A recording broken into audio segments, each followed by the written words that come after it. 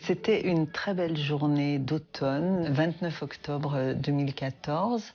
Et donc c'était 7h30 à peu près. Donc j'étais en train de faire le repas. Le téléphone sonne. José était là. José prend le téléphone. Je le vois. Alors, enfin, je sens qu'il se passe quelque chose. Voilà. Je prends le téléphone et j'entends. Voilà, je suis le commandant de la base d'Orléans et voilà, j'avais compris. Nous l'évoquions hier en toute fin de journal, la mort du soldat français tombé au combat au Mali. Il s'agit du 10e depuis le début de l'offensive dans le pays. Eh bien ce soir, on connaît son nom et on connaît son visage. Il s'appelait Thomas Dupuis.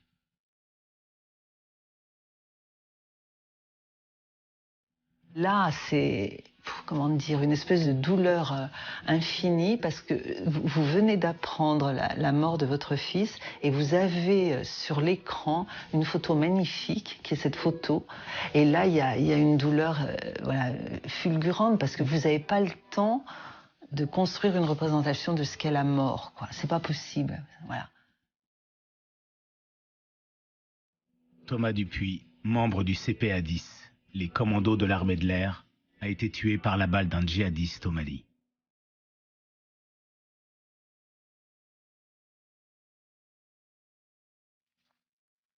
J'ai entendu le téléphone sonner. Ma femme a décroché.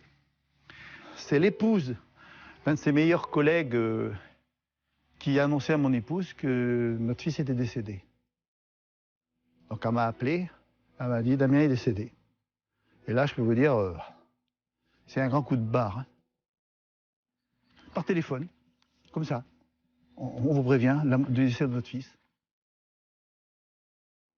Damien Buil est tombé dans une embuscade tendue par les talibans en Afghanistan, le jour de son anniversaire. Il avait 31 ans.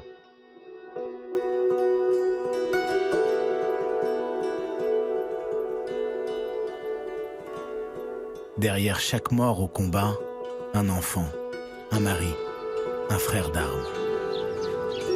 Ils sont les visages cachés de la guerre.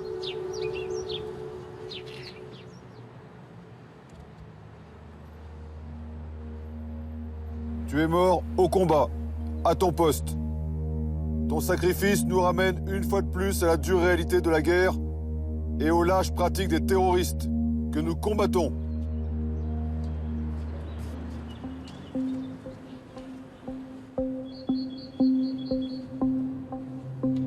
Sur ce monument, l'histoire continue de s'écrire au fil des guerres. En 2013, Bernard Barrera commandait les forces terrestres face aux combattants djihadistes dans la reconquête du Mali. Chez Vermeuzel, qui a été tué dans une embuscade en rentrant dans la Matétaille, 19 février, début des combats. Caporal Charenton, était un parachutiste du 1er RCP, qui a été tué en montant à l'assaut sur le dernier bunker qui défendait cette vallée.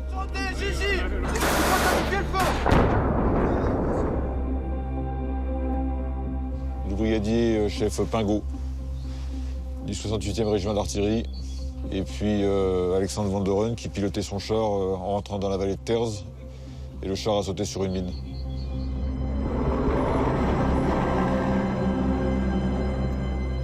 C'est 4 soldats sur les 4000 que je commandais qui sont morts au combat. Et ben, ces 4 familles voilà, sont en deuil et elles savent ce que c'est que de porter le deuil pour plusieurs années, certainement très longtemps. C'est aussi le prix à payer pour rester libre.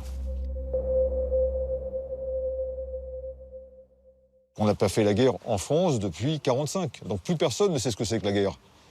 Seulement, les soldats français, actuellement, ils partent sur les théâtres d'opération et ils sont plongés dans des pays en guerre. Et ils savent qu'on est dans un monde dangereux. Et les Français s'en sont rendus compte quand ils ont eu le terrorisme qui est venu les frapper. Mais le terrorisme, ce n'est qu'une vaguelette de ce qui se passe dans les opérations extérieures et qu'on gère tous les jours.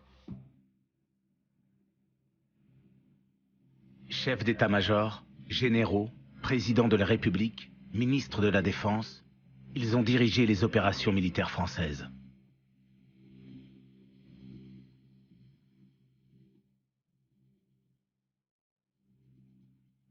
Pour la première fois, il raconte les coulisses de 2 décennies de guerre.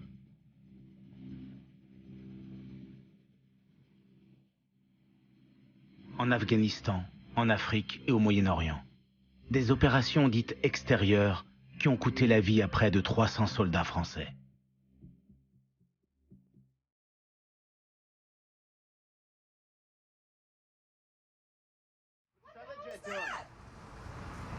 Holy fuck! Oh my God! Oh my God! Jesus fucking Christ! Je crois que le président Chirac l'a vécu de manière plus intense que nous, militaires. Il m'a appelé aussitôt, il était en voyage à Rennes, et m'a dit, mon général, vous avez vu? Oui, monsieur le président. Il m'a dit, mais c'est fou, c'est insensé.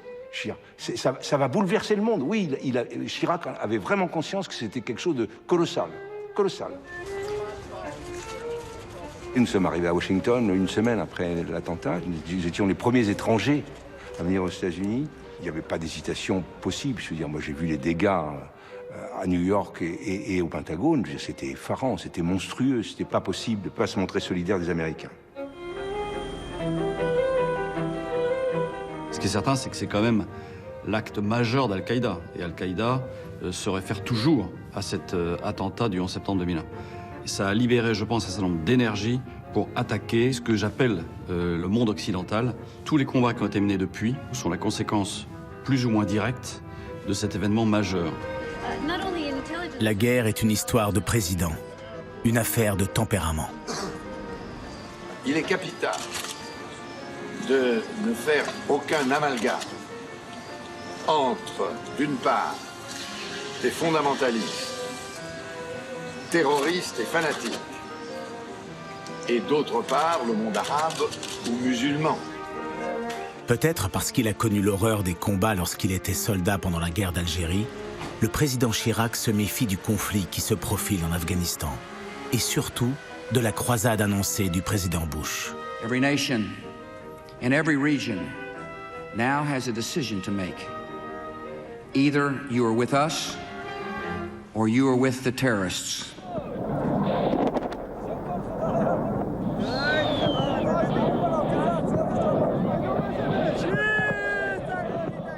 Très vite, le président Chirac a établi cette doctrine. Premièrement, solidarité avec les Américains pour se battre contre les talibans qui avaient abrité Ben Laden et les auteurs des attentats.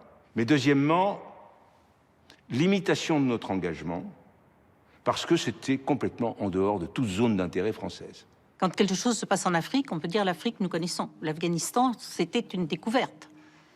Certes, nous étions là, mais nous n'étions pas en première ligne, parce que son idée n'était effectivement pas que nous enlisions en Afghanistan.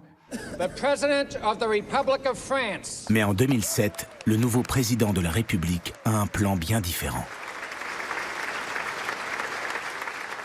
L'idée de Nicolas Sarkozy, c'est de dire on ne peut pas à la fois revendiquer d'être un de ceux qui comptent dans la résolution des crises dans le monde et être aussi peu présent quand tous nos partenaires et nos alliés sont très présents.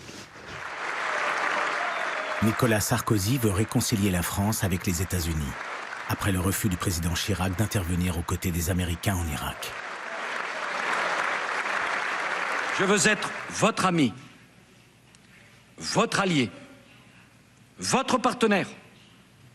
Là, nos effectifs ont commencé à augmenter singulièrement. Je veux dire, notre participation à être beaucoup plus lourde en Afghanistan. En 12 ans d'opération, 60 000 militaires français vont fouler le sol d'Afghanistan.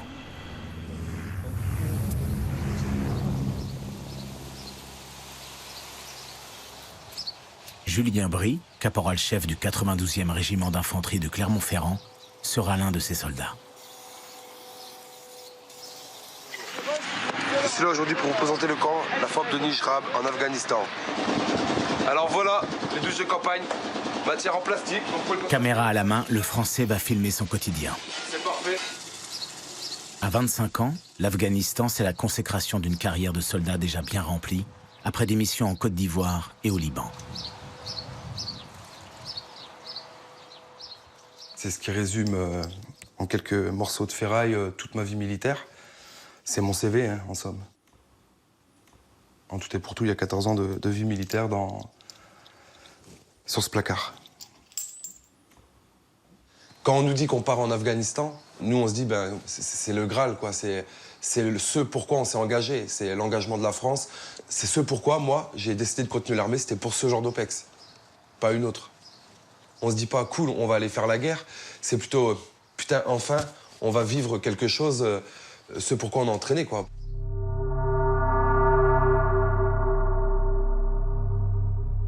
On embarque dans l'hélicoptère, le mec qui laisse la rampe ouverte, le gunner, c'est un film. Il survole très bas tout le territoire jusqu'à nous déposer. On sent que c'est pesant parce qu'on arrive, on voit des gens qui sont déjà sur place et on voit bien sur leur visage que ça va être dur. Que ça va être dur physiquement, que ça va être dur moralement. Enfin, en tout cas, ils ont l'air usés, ces gars-là. Donc là, on se dit, OK, là, ça rigole plus, quoi. Là, c'est clair qu'à ce moment-là, ça rigole plus.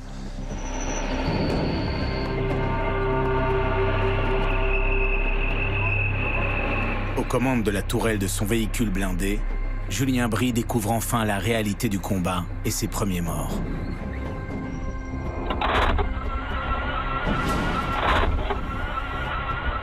Le bruit que ça fait, les premiers obus qui partent, l'ambiance dans le char, c'est hyper excitant, hein, c'est un truc de fou. Sans avoir conscience de donner la mort finalement, mais juste le fait de dire je ne suis pas à l'exercice. Et j'utilise mon arme vraiment pour de vrai, quoi. Moi j'ai un canon de 25 quoi, qui tire en rafale, j'ai mon joystick. L'ennemi, c'est une signature thermique sur un écran et il suffit d'appuyer sur un bouton pour faire tomber l'ennemi, quoi. Ouais, c'est la première fois que j'utilise, que j'en ai besoin déjà, et que je l'utilise dans ma mission, quoi. C'est la première fois que je l'utilise en réel. Je sais avoir tiré sur quelqu'un, sur des personnes qui nous tiraient dessus, et je sais avoir vu des brancardiers venir secourir, et ils nous tiraient dessus, et voilà, j'ai...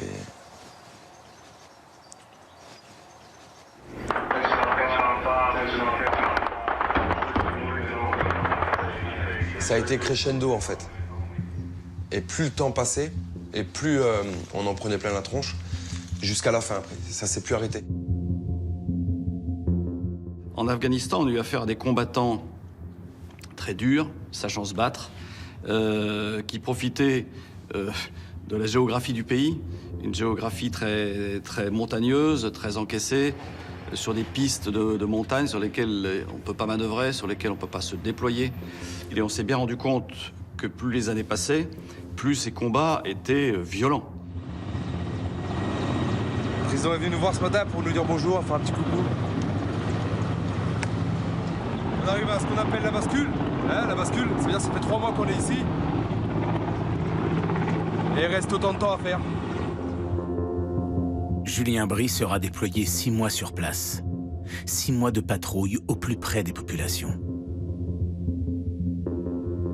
Mais c'est la rencontre avec un vieil Afghan qui fait apparaître ses premiers doutes sur la présence française dans le pays.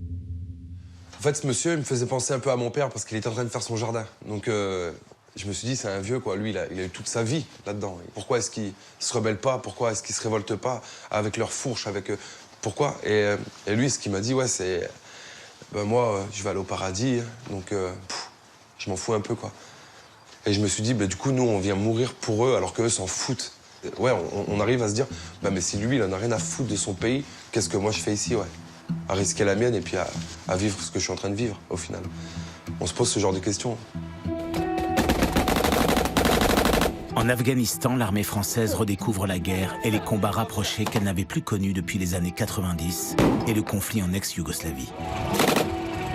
Elle doit faire face aux attentats kamikazes, aux embuscades et aux engins explosifs posés au bord des routes.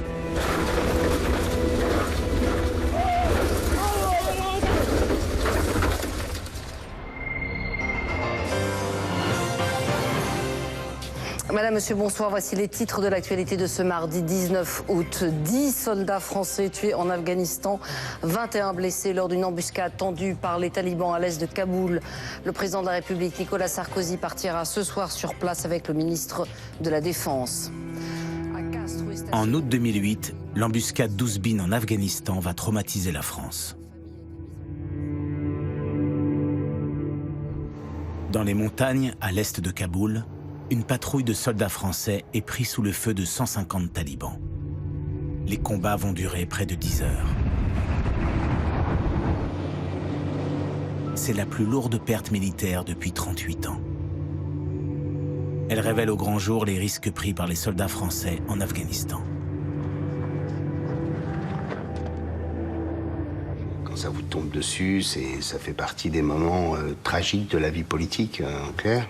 Les Français découvrent qu'en effet, les soldats qui sont morts sont jeunes. Mais oui, quand on est soldat, on est jeune. Quand on n'a pas 20 kilos sur le dos, à 2500 mètres d'altitude, à 40 degrés, quand on a 50 balais, quoi.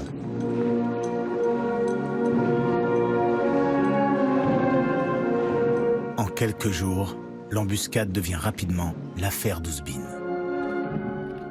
Là, tout d'un coup, on a une pression médiatique qui est très forte. Un été auquel il ne se passe pas grand-chose. Et boum, c'est le moment de le dire, vous avez cette affaire-là qui se passe. Et là, cet emballement met tout le monde sur les nerfs. Et tout le monde y va ils auraient dû tourner sur la gauche, et pourquoi ils sont passés par là, et où étaient les avions, et où étaient les hélicoptères, et où étaient les drones, enfin, on a tout entendu. On a tout entendu. Et de là, si vous voulez, créer la suspicion. Est-ce que je n'ai pas confié mon fils à des incompétents ? Puisqu'on a des hommes politiques qui laissent entendre que quelque part, il y a quelque chose qui n'a pas bien fonctionné comme ça aurait dû fonctionner. Je verrai les familles dans quelques minutes. Je veux qu'elles sachent tout. Elles y ont le droit. Et je veux que vos collègues ne se retrouvent jamais dans une telle situation.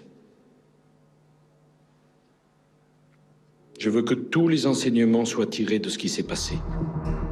Dans la cour des Invalides, le président Sarkozy, aux côtés des familles endeuillées, demande des comptes à ses chefs militaires.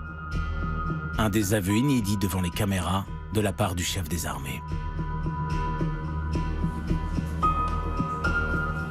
Très mal vécu, pour être franc. Très mal. Ce qu'on a appelé la judiciarisation des opérations extérieures, c'est-à-dire qu'en fait, on a banalisé la guerre comme si c'était des actes de la vie courante qui pouvaient donner lieu à des contentieux, des plaintes en justice, etc. Alors là, pour moi, c'est complètement fou. C'est le juge qui va apprécier, un juge totalement civil, qui va apprécier si, dans le feu de l'opération, le lieutenant a eu raison de faire passer un groupe par la droite ou par la gauche. Les militaires ont parfaitement en tête que dans leur contrat, il y a l'idée qu'ils peuvent mourir au combat. Ça, ils n'ont aucun problème avec ça. Mais en même temps, c'est pas parce que les militaires ont ça en tête on ne doit pas être extrêmement vigilant sur les conditions de l'engagement. La guerre, c'est d'abord un geste politique, dont le soldat est l'instrument. Et puis vous avez, autour de tout ça, vous avez l'opinion publique. Mais l'opinion publique, elle est essentielle. Pourquoi ? Parce que là, vous avez deux populations, le politique et le soldat, qui sont totalement différentes. Vous avez le politique qui lui, ne regarde, comme ça a été fait à une période, qu'à engranger les dividendes de la paix et assurer la paix de ses concitoyens à moindre coût, ou à pas de coût du tout d'ailleurs. Voilà. Et puis de l'autre côté, vous avez le militaire, ou le soldat, qui dit « Attendez, je suis là pour défendre la patrie et les intérêts supérieurs de la nation. Si jamais un jour ça me tombe dessus, il faudra bien que j'ai les moyens de le faire. Donc il faut me les donner. » Après l'embuscade d'Ouzbine, plusieurs familles endeuillées vont faire ce qui n'avait jamais été imaginé auparavant. Porter plainte contre X pour mise en danger de la vie d'autrui. Pour la première fois en France, l'armée est sur le banc des accusés. Si vous voulez, on a senti qu'il y avait quelque chose qui n'allait pas, qu'on nous mentait, qu'il y avait des choses qui n'avaient pas été dites. Et en discutant avec les camarades de nos enfants qui sont tombés, on s'est aperçu, en fin de compte, qu'il y avait eu des choses qui n'avaient pas été faites. et qui aurait dû être faite lors de cette journée. Donc les officiers qui avaient préparé cette mission, eh bien, ils ont failli à leur tâche, tout simplement. C'est pour ça qu'on a voulu engager une procédure pour savoir exactement ce qui s'était passé. Bon, je vais parler des drones. Les drones, bon, effectivement, il n'y en avait peut-être pas comme il y a maintenant, mais je veux dire, il y aurait eu une observation en hélicoptère ou quelque chose qui aurait pu faire voir quand même qu'en haut il se passait des choses. Ils ont péché par excès de confiance. Ça, c'est une certitude. En matière de guerre, on ne pêche pas par excès de confiance. Il faut toujours assurer un maximum, parce que c'est quand même la vie des soldats qu'on a engagés. Et ça, nous, on ne l'admet pas, et on ne l'admet toujours pas. Jusqu'à cet événement, le problème de l'équipement des armées françaises en Afghanistan n'était jamais évoqué. Je peux aller chercher une tête. Tir mortier de 120 n'aura pas lieu. Actuellement, QRF pour le départ.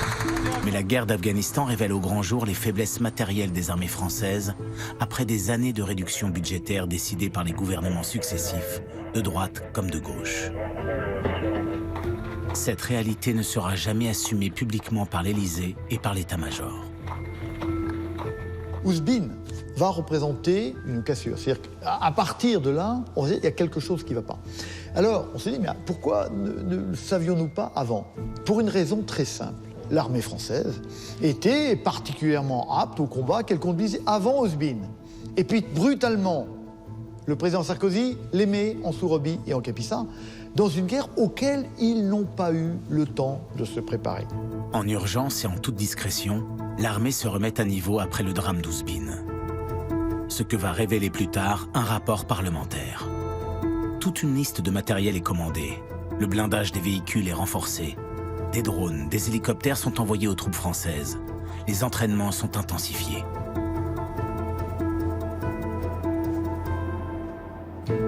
La plainte des familles endeuillées sera définitivement classée sans suite en 2017.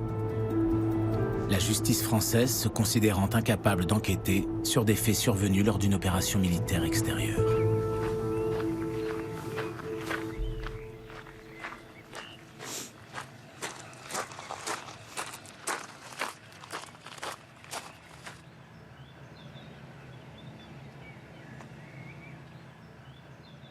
Il n'était pas question d'écrire « tomber pour la France »,« mort pour la France », parce qu'il n'est pas mort pour la France.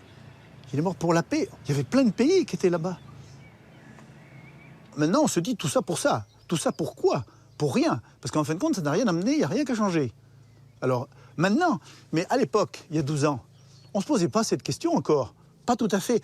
Maintenant, avec tout ce qu'on voit, tout ce terrorisme ambiant qu'il y a, regardez, maintenant, c'est plus l'Afghanistan, c'est le Mali. Demain, ça sera où? Demain, ça sera où? On n'en sait rien. On n'en sait rien. Je ne sais plus si je l'avais dit à Nicolas Sarkozy, peut-être comme ça, à bâton rompu, mais on l'a dit à Hervé Morin, on l'a dit à tous ceux qui ont voulu l'entendre, et puis je le redirai à chaque fois. Hein. Bon, je sais qu'ils n'aiment pas, qu'on dise ça, mais moi je m'en fous de ce qu'ils pensent. Hein.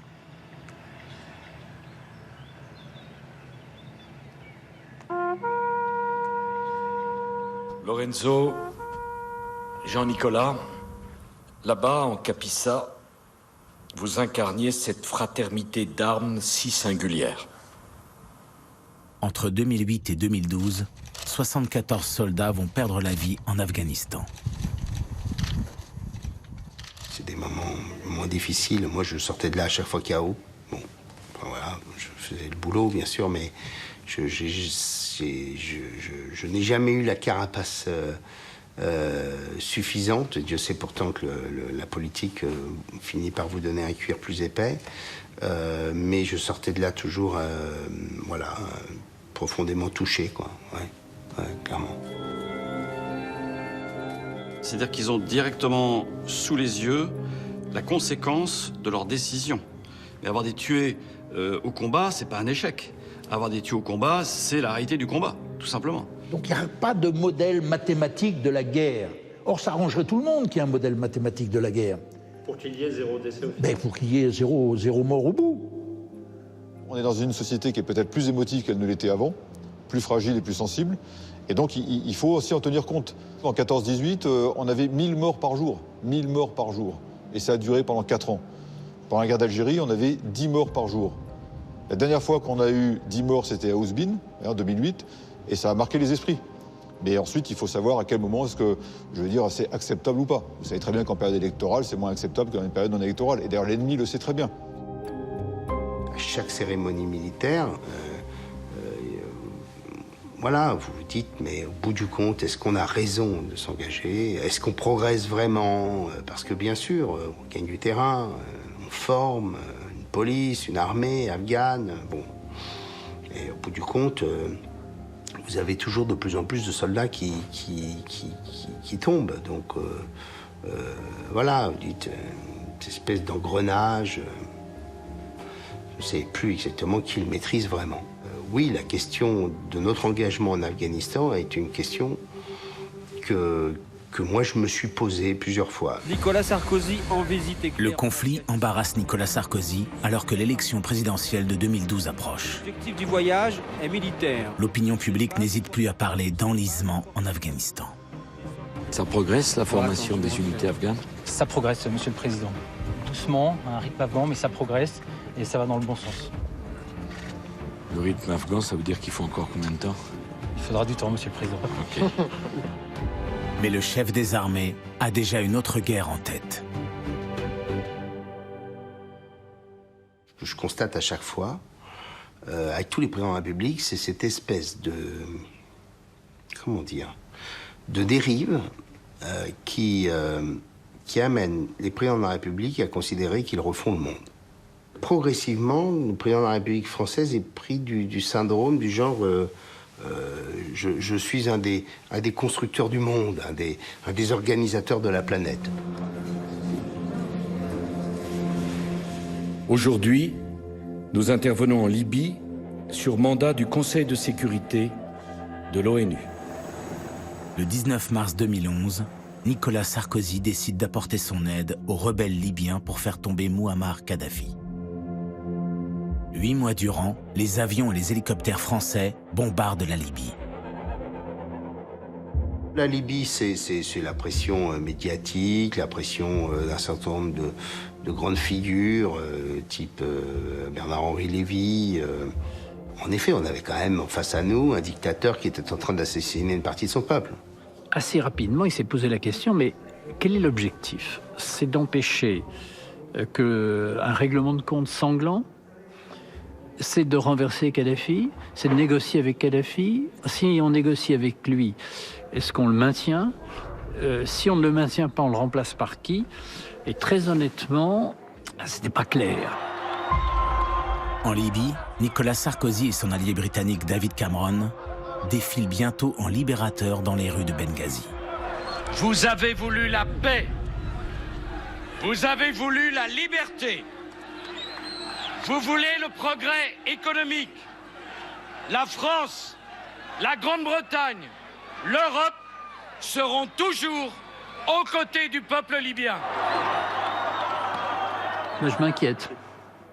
Je m'inquiète parce que les scènes de Liesse, c'est formidable, mais après, les lendemains de cuite sont il y a toujours une prise de un réveil.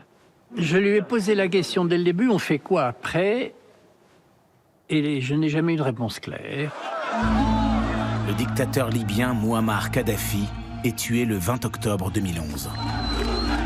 10 jours plus tard, la France et ses alliés quittent le pays, convaincus que la mission est accomplie. Aucun soldat français n'a été tué pendant la campagne libyenne. Une victoire politique et militaire. En apparence seulement. Car Nicolas Sarkozy abandonne la Libye pour une décennie de violence et de chaos. Un rapport parlementaire réalisé 3 ans plus tard conclura que la planification de l'après-crise a clairement péché par manque de pilotage et de volonté politique. Les Libyens nous ont dit de partir et nous avons été heureux de nous exécuter. Le régime de Kadhafi, ça n'était pas un État, il n'y a pas d'État libyen, il n'y a pas de gouvernement, il y avait Kadhafi et Kadhafi. Et lorsque ces tribus ou ces katibas se sont retrouvées finalement sans autorité, eh bien elles sont reparties, menaient des trafics, et comme il y avait des stocks d'armes, enfin je veux dire, c'est pas des stocks, il y avait des armureries dans lesquelles les gens sont allés se servir avant de revenir vers le sud, et ça a libéré toutes ces énergies qui sont revenues dans le reste du Sahel et on les a retrouvés en effet au Nord Mali. La Libye va se transformer en base arrière pour tous les trafics et les mouvements djihadistes de la région. Et à cet instant, personne ne réalise que cette situation va semer les graines d'un conflit bien plus dévastateur encore. Je pense que si le président Sarkozy avait été réélu, il aurait été obligé d'assurer la prévente de sa décision. Le président Hollande ne s'est pas senti obligé d'appliquer, de suivre un dossier qui n'était pas le sien. Pour l'heure, quand il arrive au pouvoir en mai 2012, François Hollande n'a qu'une idée en tête, en finir avec la guerre. À peine arrivé à l'Élysée, un attentat meurtrier en Afghanistan va accélérer le retrait des troupes françaises.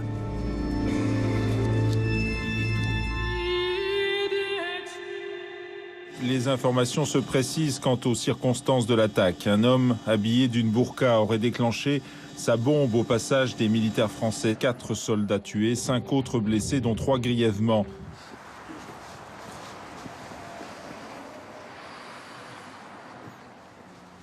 Ce matin du 9 juin 2012, le caporal-chef Julien Bry est en première ligne. Le 9 juin, on se lève comme tous les autres jours, on part en mission, une mission qui s'apparente jusque-là à lambda. On doit aller sécuriser en fait donc les CIMIC, donc c'est les personnes qui donnent les cadeaux justement aux enfants sur le marché ou aux gens. Donc c'est tôt le matin, ça fait 1 heure qu'on est en place quoi. Moi j'entends une grosse explosion, voilà. J'entends une grosse explosion, j'ai juste le temps de voir à droite quelqu'un qui courait. Et après, c'est un nuage de fumée. Et quand le nuage se met à se dissiper, en fait, c'est là qu'on constate le drame, quoi, les dégâts. Donc, c'est à ce moment-là que je suis pas bien du tout. J'arrive pas à m'empêcher de regarder la scène, en fait. J'arrive pas à m'en empêcher. Et puis, ça dure quelques temps. Et puis, donc, je vois des choses vraiment affreuses. Et à ce moment-là, de toute façon, ça ne sert à rien de rester comme ça, donc je remonte dans ma tourelle et puis on se réorganise pour armer le dispositif à 100%. Et puis là, on est en mesure de stopper l'ennemi. Mais voilà, l'ennemi, on a beau faire ce qu'on veut, mais il est mort, quoi. Et il s'est fait péter en même temps que les 4 Français et puis le père de famille avec son enfant, quoi.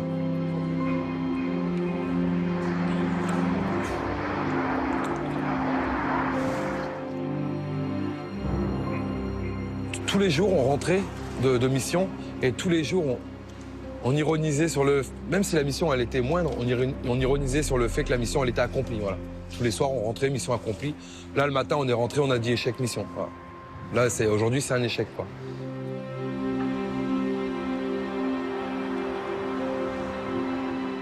Voilà, en Afghanistan, nous ne sommes pas partis trop vite, peut-être même partis trop tard. Parce qu'une opération aussi longue, aussi coûteuse en pertes humaines et en moyens financiers, aussi lourde de conséquences sur le plan politique, et des libérations de prisonniers talibans qui ont tué des ressortissants de plusieurs pays membres de la coalition, oui, il y a de quoi se poser cette question. Mais nous étions dans une alliance, nous avons respecté l'alliance.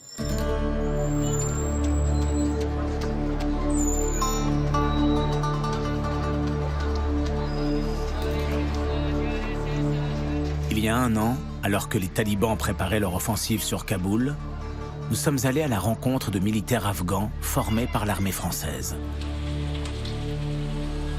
Ce jour-là, Hamad, soldat au sein de l'armée nationale afghane, est de retour chez lui après avoir échappé à la mort dans des combats très violents avec les talibans. Sans le soutien matériel et logistique des forces étrangères, les soldats afghans sont désormais livrés à leur propre sort.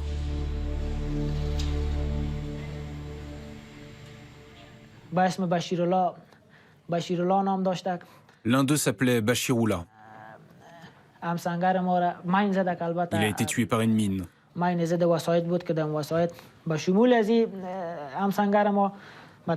autres compagnons ont été tués avec lui.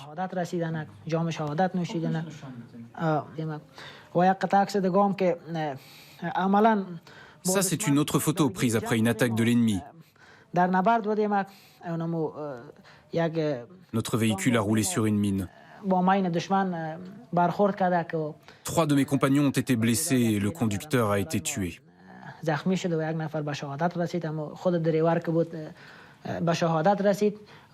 avons pris cette photo en souvenir de nos compagnons. Je suis à droite avec l'écharpe rouge. C'était tôt le matin, il y avait beaucoup de brouillard. Nous n'avons pas détecté la présence des talibans. C'est pour ça qu'on n'a pas pu éviter l'engin explosif. On prend toujours une photo avant chaque opération car on ne sait jamais qui va revenir. Vous savez, je me suis battu dans 23 cantons de ce district pendant plusieurs années. Je peux vous dire que l'ennemi est partout et qu'il contrôle le terrain.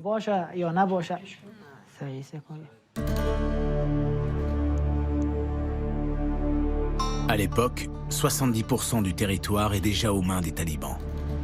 Et l'armée afghane, impuissante face à des attaques quotidiennes. En 2020, le monde regardait ailleurs. Et pourtant, près de 6000 civils ont été victimes d'attentats. Quelques mois après notre rencontre, Hamad sera l'un de ceux qui désertera pour sauver sa vie. L'idée, dès le départ, et notamment pour nous Français, c'était de dire c'est aux Afghans de prendre en charge la sécurité dans leur pays. Mais pour autant, cette armée était très peu payée et était très mal équipée. Ce qui fait que, en passant de l'autre côté, soit chez les seigneurs de la guerre, les lords, soit chez les cultivateurs et les trafiquants de drogue, ils gagnaient davantage qu'en restant dans l'armée. Les problèmes de l'Afghanistan, c'était la drogue. La drogue crée de l'argent, et cet argent, indirectement, il aide les talibans. On n'a jamais adopté une stratégie constante, régulière, efficace dans ce domaine-là. Or, la drogue a servi à financer les talibans, l'armement des talibans, d'un bout à l'autre. Cette affaire de drogue a été un poison, au sens propre du terme, dès l'origine. Dans la vallée de Surobi, autrefois sous le contrôle des armées françaises, il y a déjà longtemps que les talibans revendiquent la victoire.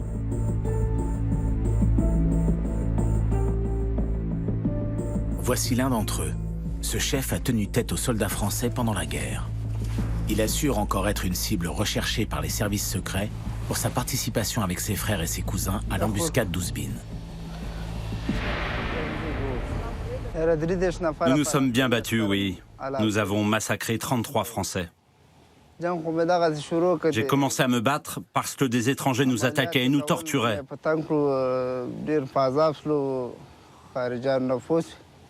C'est pour ça que nous avons commencé à nous battre. 9 personnes de ma famille ont été tuées. Ce sont les Français qui les ont tués. C'est dans cette région que la plupart des soldats français ont été tués, donc ils ne reviendront pas. C'est un échec pour eux. Le taliban assurait, lors de cette rencontre, avoir déposé les armes, lassé par 2 décennies de combat.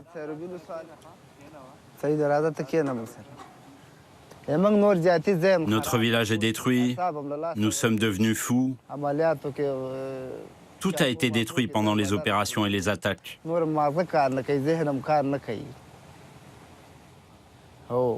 En réalité, nous n'avons rien gagné dans cette guerre.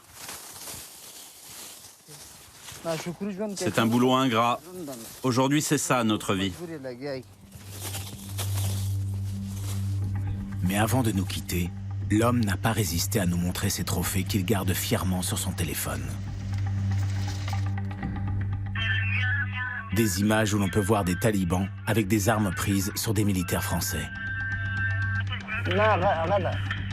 Ou encore cette vidéo où l'on entend un membre de son équipe égorger un soldat. C'était lors de l'embuscade d'Ouzbin.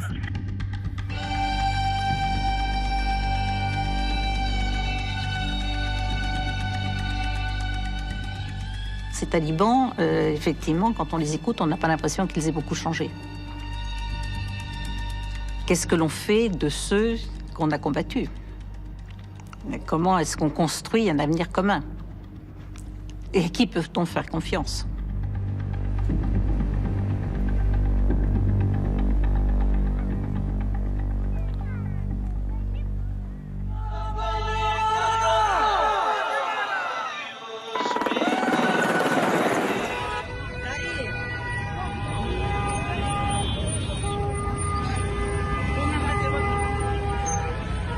20 ans après avoir été chassés du pouvoir, les talibans reprennent le contrôle de l'Afghanistan. Des milliers d'Afghans tentent alors désespérément de fuir pour sauver leur vie.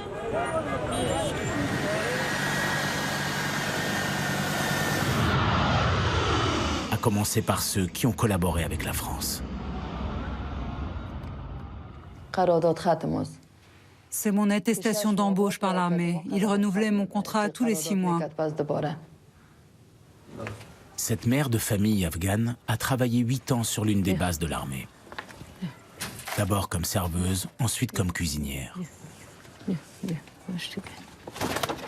Elle vit aujourd'hui terrée dans sa maison à Kaboul avec son mari et son dernier enfant, menacée par les talibans pour sa collaboration avec l'armée française.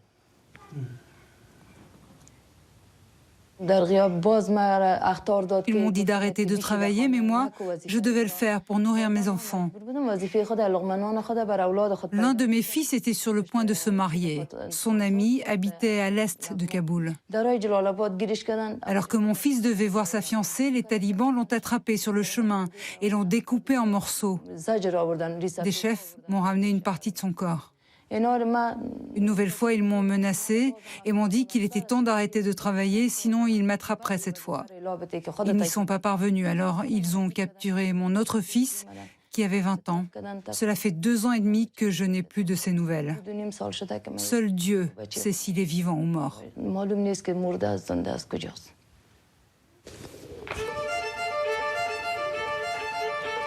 À ce jour, elle est encore en Afghanistan. Sa demande de visa, comme celle de 170 autres Afghans, interprètes ou simples auxiliaires ayant accompagné l'armée française sur le terrain, reste aujourd'hui sans réponse, après plusieurs années de procédure. La guerre en Afghanistan n'était pas gagnable et nous l'avons perdue. À quoi ont servi la centaine de morts français et les autres, et les milliards qui ont été dépensés là-bas? La guerre n'est pas la réponse à tout. Il y a des moments où elle est nécessaire, il y a des moments où elle peut être utile, il y a des moments où il ne faut pas la faire et où, quoi qu'il arrive, elle ne peut pas conduire au succès.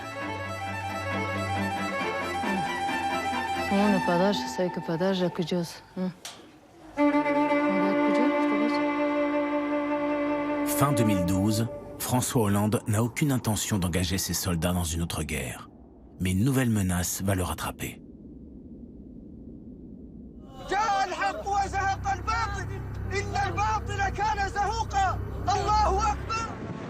Au Mali, les forces djihadistes ont pris le contrôle du nord du territoire et se dirigent vers la capitale, Bamako. Il faut bien se rappeler, hein, en 2012-2013, on était sur l'ennemi terroriste d'Afghanistan, au fin fond de l'Asie. Et bien là, on s'est rendu compte qu'en fait, ce qu'il y avait en Afghanistan, on l'avait juste en dessous de chez nous, là. On l'avait au Mali. Les forces armées françaises ont apporté cet après-midi leur soutien aux unités maliennes pour lutter contre ces éléments terroristes. Moi, j'étais persuadé qu'en arrivant sur place, on aurait face à nous du dur en termes de comportement. Et des gens qui répondaient à un dogmatisme, à une dialectique qui n'était pas de gagner les élections, mais qui était au contraire de déstabiliser et de casser ceux qui étaient en face. 4000 militaires sont déployés au Mali. Les premières semaines sont une course-poursuite après les combattants djihadistes. Fin janvier, les principales villes du nord du pays sont reconquises. Le 2 février 2013, le président Hollande est accueilli en héros à Tombouctou. Les groupes terroristes sont affaiblis. Ils ont subi de lourdes pertes, mais ils n'ont pas disparu. Alors qu'avons-nous à faire? Continuer, poursuivre. Et la France restera avec vous le temps qu'il faudra. Mais les djihadistes n'ont pas dit leur dernier mot. 2 semaines plus tard, les combats redoublent de violence quand les troupes françaises atteignent leur base arrière au nord, dans le massif de l'Adrar des Ifoghas. On a été surpris, par exemple au Mali, par la capacité de camouflage de nos adversaires. C'est-à-dire que parfois, on a presque marché sur eux pour savoir qu'ils étaient là. On a été surpris par leur capacité à disparaître, à s'évanouir dans la nature. Ce qu'on ne mesure peut-être pas, c'est les capacités psychologiques de l'adversaire. Sa capacité à être résilient. Il faut la minimiser, il faut intensifier le feu. Il faut intensifier le feu.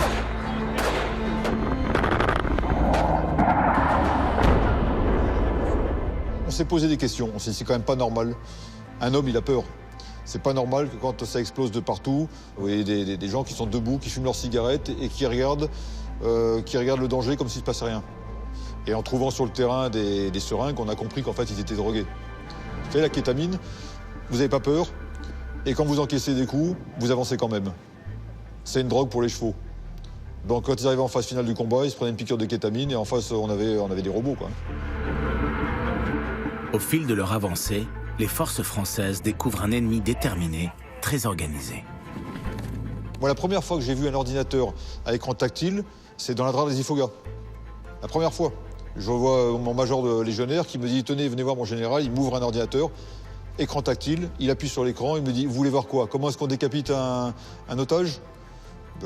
Pourquoi vous avez ça? Il me dit « Oui, regardez, là, c'est tous les cours qui sont faits sur écran d'ordinateur, dans les grottes. » Il appuie sur un bouton, et là, vous aviez en direct la décapitation d'un otage. Une vraie, hein? C'était pas une maquette. Vous aviez également des grottes où, en fait, ils construisaient des IED, donc des mines, où, en fait, ils apprenaient à trafiquer également les téléphones.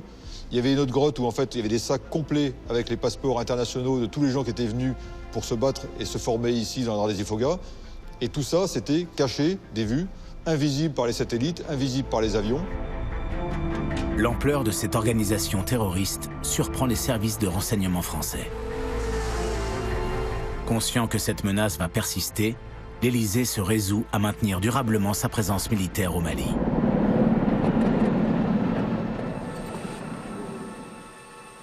Au Sahel, la violence des affrontements va mettre KO certains soldats déjà traumatisés par la brutalité des combats vécus en Afghanistan.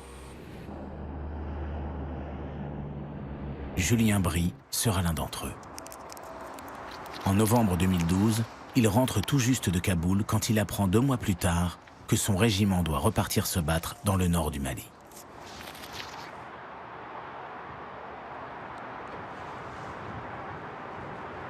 J'ai voulu aller voir mon chef pour lui expliquer que je ne veux pas spécialement repartir pour l'instant. Et lui, en fait, quand j'arrive, très, très sympathique, ce chef, moi je l'ai adoré, et très, très jovial, très de bonne humeur. Et en fait, quand j'arrive, il me dit « Ouais, Jules, je suis content de te voir et tout. Bon, t'es chaud, quoi, j'ai besoin d'un mec d'expérience. » En fait, avant même que je puisse dire quoi que ce soit, il me fait comprendre qu'il a besoin de moi. Et je me dis « Ouais, putain, je l'adore, ce chef, en plus, donc allez, puis il m'explique la mission, ça va être une Afrique, ça va être court. Bon, allez, pourquoi pas. Et du coup, voilà, à ce moment-là, je me dis, OK, je vais repartir. Il y a un événement qui va me montrer que quelque chose ne va pas en moi, et puis ça va durer longtemps, en fait. On part, pareil, voir un peu les villageois, mais un peu plus au nord. Et là, la radio, ça annonce qu'il y a un suicide bombeur. Sauf que le problème, c'est que le suicide bombeur, il est à 6 km, il est à Gao. Sauf que moi, je me retourne dans mes épiscopes et j'ai des hallucinations. En fait, je vois mon groupe mort. Donc je me retourne, je commence à rentrer en panique, je fais une crise un peu de panique. Je tremble, je me retourne, ils sont vivants. Là, je me dis, il y a un problème. Gros, il y a un problème parce que personne n'est mort, en fait. J'en parle à mon chef. Lui, il me dit, non, t'inquiète, ça va aller. Il me dit, on peut aller prendre l'air un peu. Je lui dis, oui, on peut aller prendre l'air, s'il vous plaît. On descend tous les deux. Tout mon groupe me regarde, donc vivant.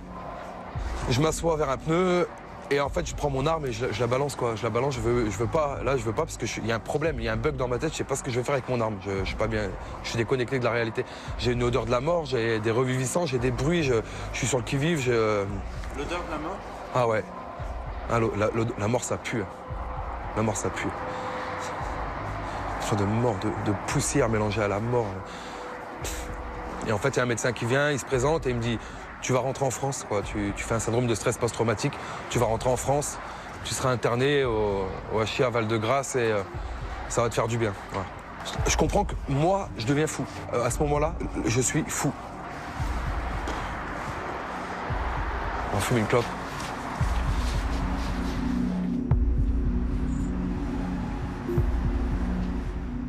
L'attentat suicide vécu par Julien Bry en Afghanistan avait laissé une cicatrice invisible qui s'est réveillée brutalement au Mali.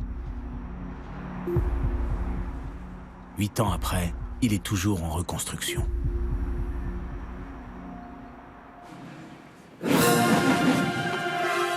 Julien Bry ne défilera pas le 14 juillet 2013 sur les Champs-Élysées. En vol et au sol, un thème domine, l'opération Serval menée au Mali à partir de janvier, en soutien et avec l'aide des forces africaines de la région. Ce jour-là, l'histoire officielle a voulu mettre en avant une victoire militaire. Mais l'état-major, lui, sait bien que cette guerre au Mali a révélé les limites matérielles et logistiques de l'armée française. Cette campagne, ça a été une chambre à air tendue à l'extrême, avec des trous partout et des rustines à tous les endroits. Voilà, en permanence, on se disait pourvu que ça tienne. On n'avait pas tout, mais ceux qui étaient en première ligne étaient équipés. Ils avaient leur casque, ils avaient leur gilet, ils avaient leur véhicule.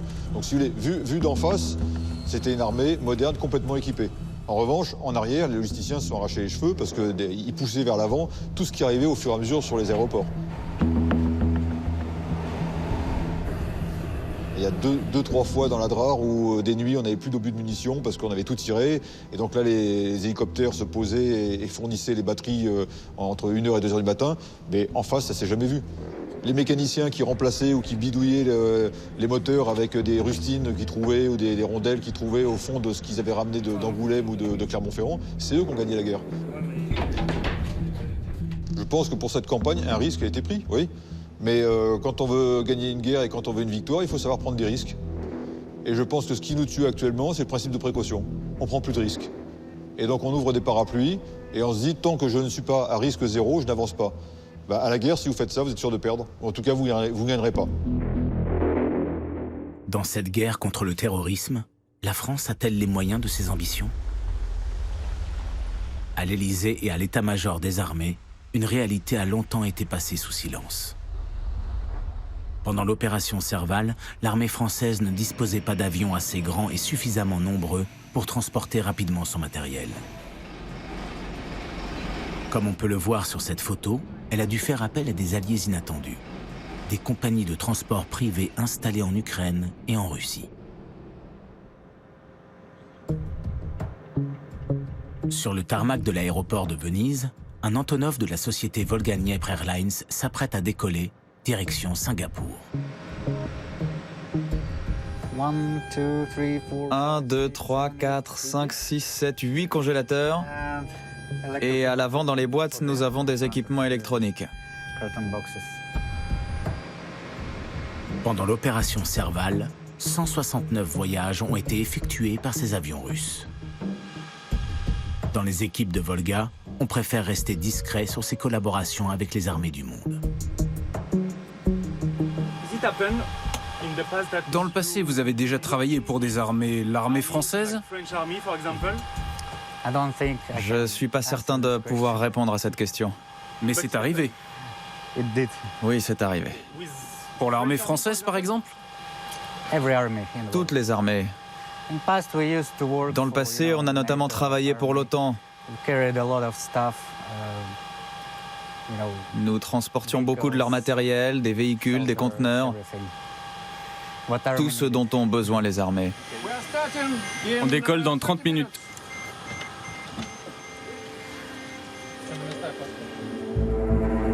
C'est le rapport d'un député français qui a lancé l'alerte sur cette dépendance des armées.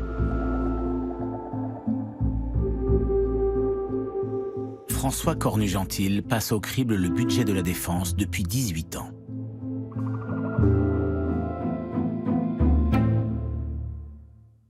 On a le Charles de Gaulle, on a les Rafales, on sait tout faire.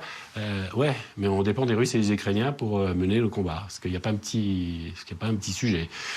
Là, j'ai posé des questions qui me paraissaient relativement importantes, qui ont eu un certain écho dans la presse. Silence radio.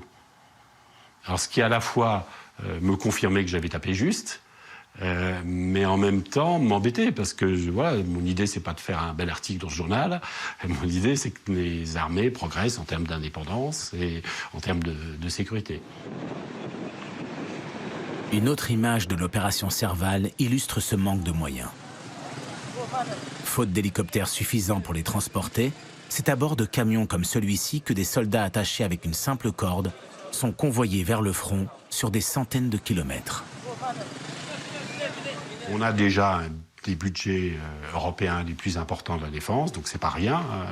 Dans les circonstances actuelles, mettre 39-40 milliards dans la défense, ça représente un effort considérable. Et donc il y a forcément des endroits où on serre un peu la vis. Et on serre la vis sur ce qui se voit pas trop. Ce qui se voit pas trop, c'est le transport, le soutien. Et donc là, on fait des économies un petit peu de bout de chandelle. Ce qui intéresse le député, c'est notamment le taux de disponibilité des équipements. Autrement dit, combien d'avions et d'hélicoptères, de bateaux ou de chars sont réellement opérationnels. Son dernier rapport, publié en octobre 2020, dresse le portrait des armées et l'état du matériel. 1 hélicoptère sur 3 capable de voler. Une commande de nouvelles frégates divisée par 2. Ou encore, un Rafale sur 2 prêt à décoller. Il est vrai que sur un temps long, la tentation, il y a tellement de besoins, et on les voit en ce moment, besoin pour la santé, besoin pour l'éducation, et quand il n'y a pas de conflit, finalement, quelle est la marge budgétaire? C'est le budget de la défense. Pourquoi déployer autant de moyens, d'ailleurs dans une opinion publique qui, quand il n'y a pas de conflit, n'est pas particulièrement ardente pour que le budget de la défense soit augmenté?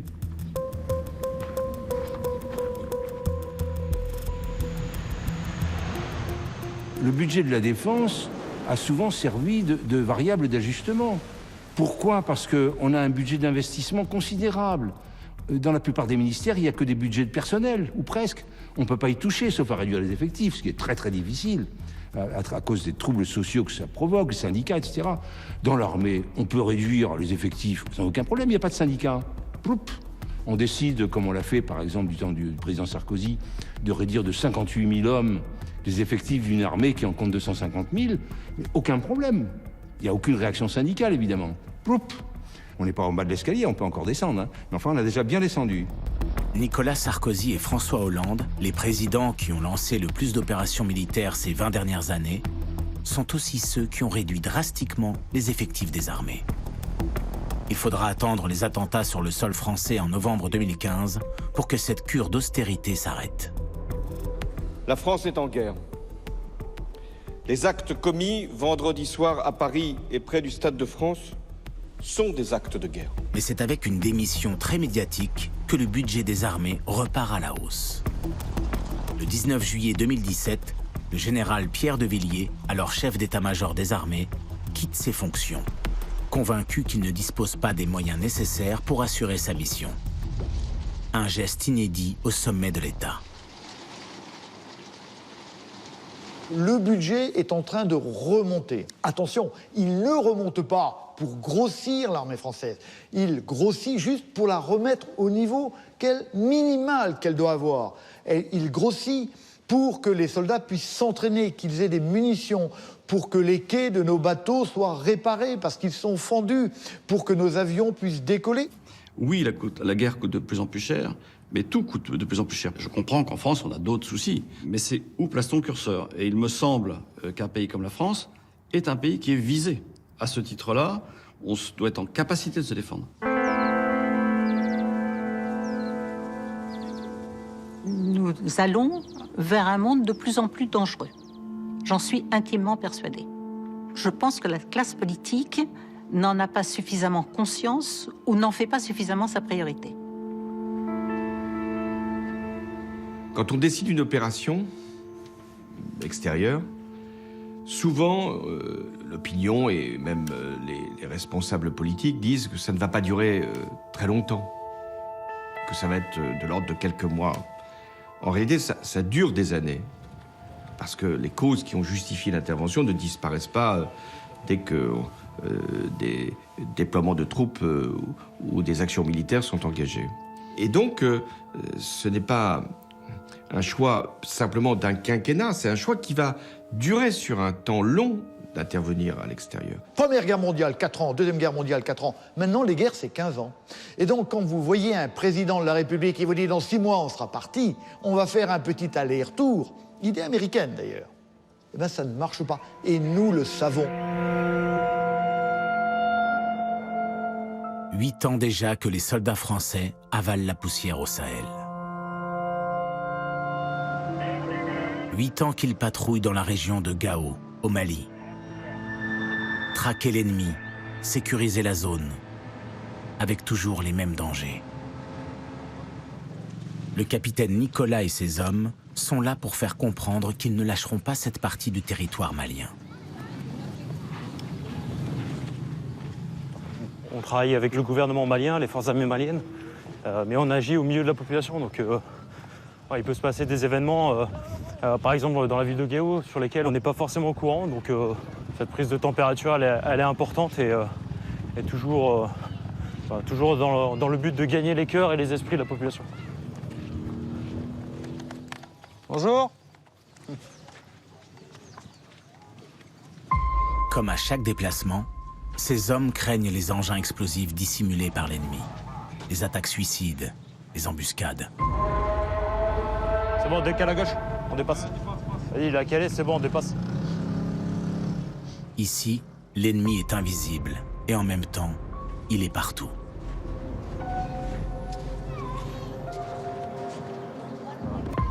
Ils sont assez intelligents et ils dissimulent pas mal de choses, donc on se méfie des motos, parce qu'elles sont très rapides, très vivaces. Et on peut être aussi surpris de les voir arriver d'un coup dans notre angle mort. Donc on voit la vigilance permanente, on prend toujours une surveillance assez accrue sur les motos pour les faire les repousser et puis garder toujours notre bulle de sécurité active. Quand on vous dit de pas passer, vous passez pas.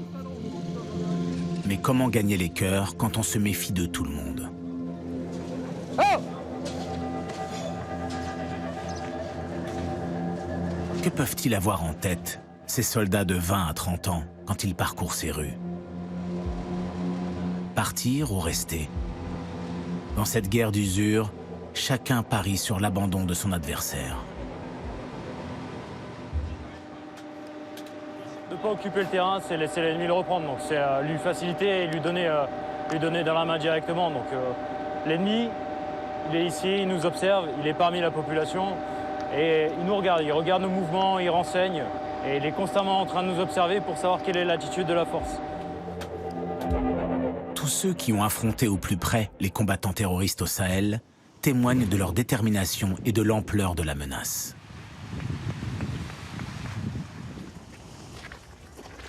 Ce chef des commandos de marine, les forces spéciales, qui se présente sous le nom de Louis Saillant, a traqué ces 6 dernières années les groupes djihadistes au Sahel dans des face-à-face d'une violence inouïe.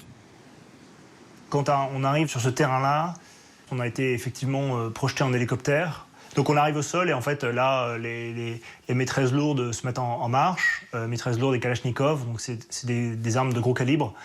Et donc ça claque et ça siffle. Ça claque quand ça tombe près de vous, ça siffle quand ça passe par-dessus. Et on essaie d'aller avancer sur l'ennemi malgré les tirs. Et donc c'est un effort qu'on fait collectivement, intelligemment. Et on se retrouve à affronter des gars qui bondissent derrière des buissons au dernier moment, à tel point que parfois vous n'avez même pas besoin de regarder dans votre viseur tellement il est prêt. Donc c'est extrêmement brutal, c'est extrêmement violent. Et parfois c'est des situations d'une tension difficilement mesurable. Il y a certains qui vont s'enfuir très vite, il y en a qui vont rendre les armes, qui vont abandonner tout de suite. Et d'autres qui iront jusqu'à la mort. J'ai vu des gars en charpie continuer à se battre. Des hommes dans des états incroyables, je ne savais même pas qu'on pouvait se battre dans ces états-là. On sent qu'il n'y a qu'une idéologie qui peut porter les hommes comme ça. C'est-à-dire qu'il n'y a qu'une haine très profonde qui peut porter les hommes de cette manière-là. Rien que pour l'État islamique au Grand Sahara, la force Barkhane assure avoir éliminé 859 combattants et capturé près de 200 membres en 2020. Mais les groupes terroristes impressionnent par leur capacité d'organisation, dignes parfois d'une armée professionnelle. Moi, je suis tombé sur des téraoctets et des gigaoctets de disques durs qui n'avaient jamais été sur Internet parce que les gars savent très bien que les informations qu'ils avaient auraient été vulnérables sur Internet. Alors ils ne se les passaient qu'en réseau fermé, que d'ordinateur à ordinateur, physiquement. Ils ont des procédures dont la rigueur vous étonnerait. Vraiment, c'est très impressionnant. Ils ont des procédures qui sont dignes d'armées régulières, d'armées conventionnelles. Ma crainte, c'est qu'on ait engagé tout le spectre belliciste, mais que derrière, il n'y ait pas eu la vision de la raison pour laquelle le djihadisme s'était répandu au Mali et pas ailleurs. Donc j'ai l'impression qu'en fait, on a fait une espèce de... On est en train de faire une demi-partie. Donc une fois de plus, hein, je ne remets pas en question l'engagement des forces françaises, mais je reste un peu sur ma faim parce que je sens que tout le travail n'est pas fait. Si les djihadistes continuent à avoir une aura dans ces pays-là, en fait, c'est qu'il manque un truc. Et ça, tout le monde peut le dire. Tout le monde peut le dire parce qu'il n'y a pas de vision. On ne sait pas quand est-ce qu'on gagne. Quand est-ce qu'on gagne, en fait?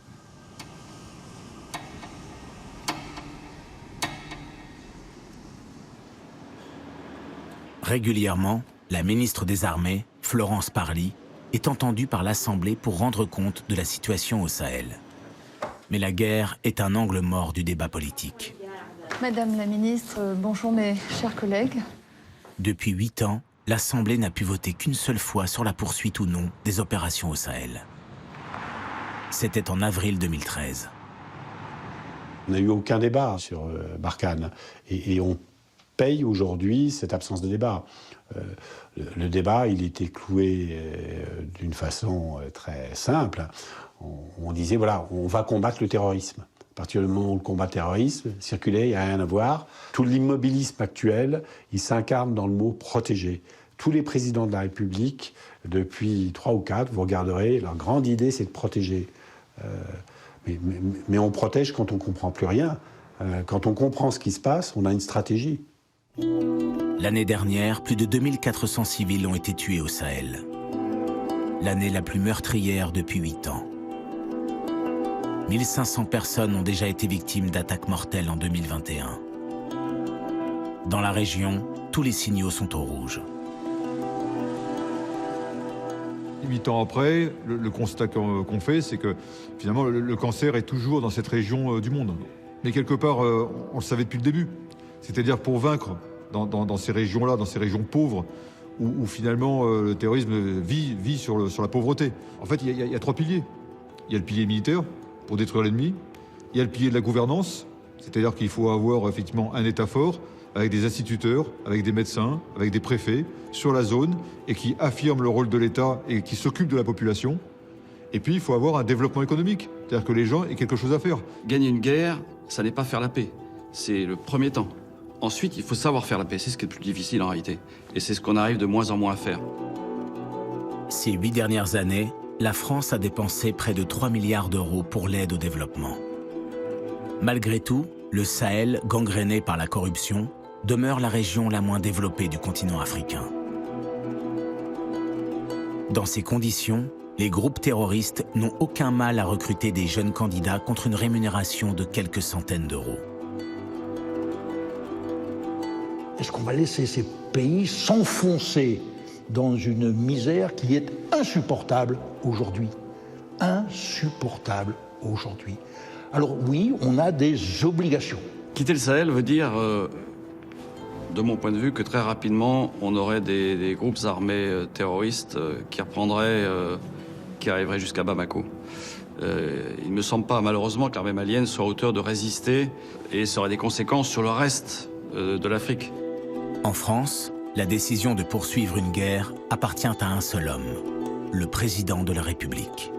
Et au sommet de l'État, après plus de 8 ans de conflit, il y a comme une envie d'en finir. Beaucoup de nos soldats sont tombés. Et en vous disant ça, j'ai une pensée profonde pour eux, pour leurs familles. Parce que nous leur devons la cohérence, la poursuite de la mission jusqu'au bout et la clarté à l'égard de nos missions.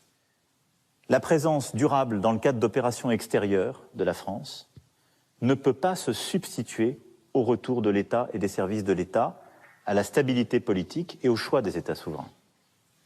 Nous ne pouvons pas sécuriser des zones qui retombent dans l'anomie parce que des États décident de ne pas prendre leurs responsabilités.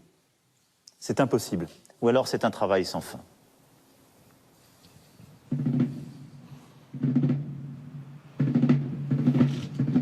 Comme ses prédécesseurs, Emmanuel Macron est-il prêt à assumer le prix du sang? Chaque nouveau décès d'un soldat français réveille la tentation d'un retrait. Et la peur pour les familles d'une guerre qui n'est servie à rien. Ce jour-là, à Thierville-sur-Meuse, dans une ambiance glaciale, le 1er régiment de chasseurs honore 3 nouveaux soldats tombés au Sahel.